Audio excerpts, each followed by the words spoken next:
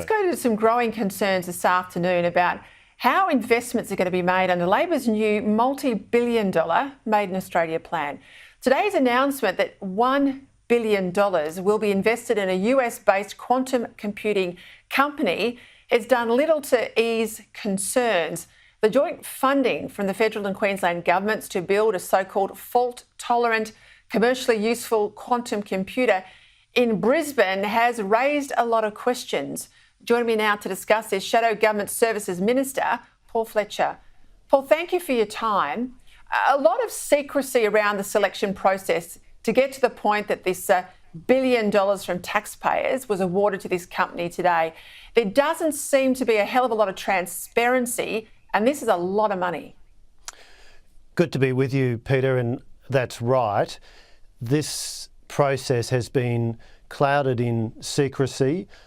There was no public, transparent expression of interest process to call for applications. A small number of companies, as I understand it, were invited to participate, but they were required to sign non-disclosure agreements. And as I understand it, the terms made it look like this had all been written so that PsiQuantum was going to be the winner. Of course, this is also a huge amount of money, $940 million. The government's been very cagey about what the commercial terms are, equity and debt, what's the mix, what's the interest rate on the loan, how long before it has to be repaid, what rights does the government and ultimately taxpayers get putting in this taxpayers' money? Will there be a share of ownership of the company?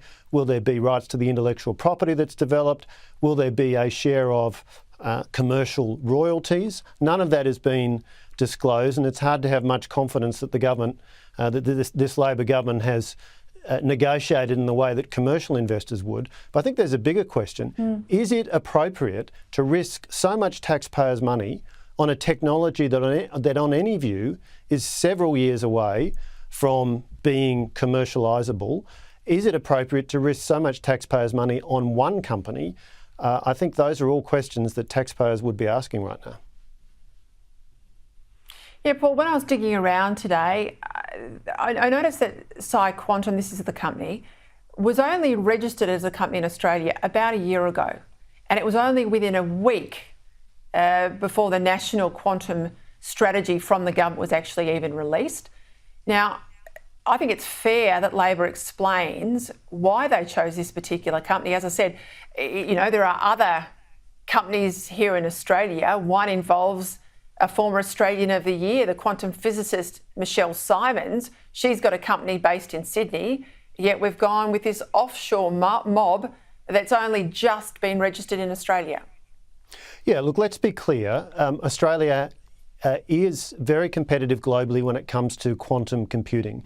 There's great research being done over many years at UNSW, at Sydney University, at ANU, at a number of other universities.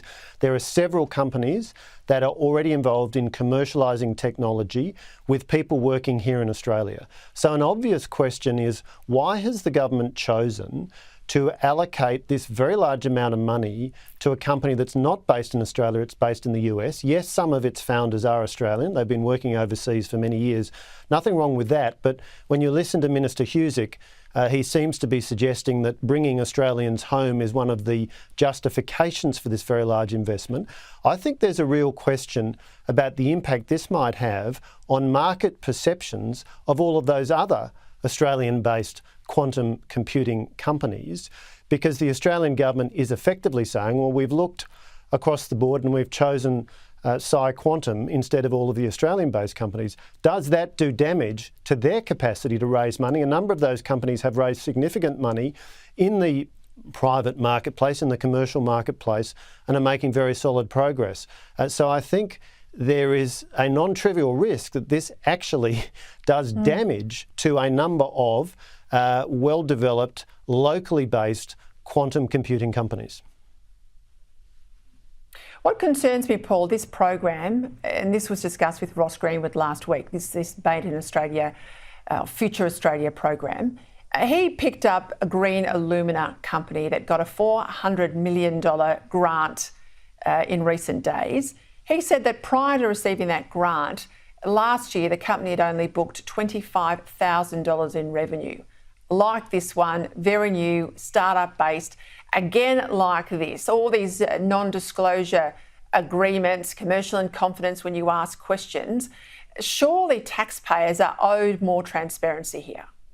Absolutely, and the Coalition is very concerned at the way that the Albanese government is splashing around taxpayers' money, and as you rightly say, a complete lack of process. If this was a private sector venture capital company, they would have to be accountable to investors. They'd have to disclose a lot of information, but at least you would have the confidence that there were people involved in making these investment decisions who have some experience in doing this. What we've got now is a collection of former union officials splashing around huge amounts of taxpayers' money. And what we know is that Minister Husic visited PsiQuantum in Silicon Valley in both late 2022 and early 2023, and subsequent to that point, a process got underway within his department. The indications are that it was not a public or transparent process. In fact, we know that. But the indications also are, as I understand it, that there was significant disquiet expressed from a range of sources across government that were asked to provide advice.